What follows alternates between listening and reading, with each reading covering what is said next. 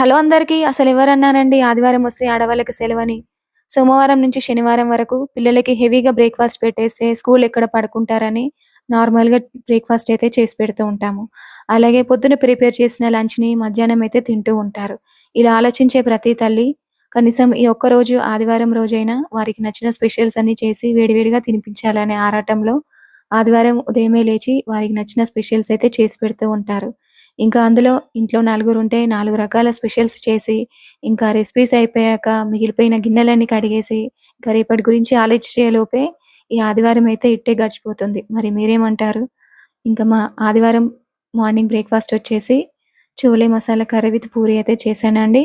ఇంకా లంచ్ అయితే తయారవుతుంది. ఇంకా నెక్స్ట్ వీడియోలో అయితే షేర్ చేస్తాను. మరి ఈ వీడియో మీకు ఎలా అనిపించిందో కామెంట్ చేయండి. అలాగే నా వీడియో నచ్చితే లైక్ చేసి నా ఛానల్‌ని సబ్స్క్రైబ్ చేసుకోండి. Thank you for watching.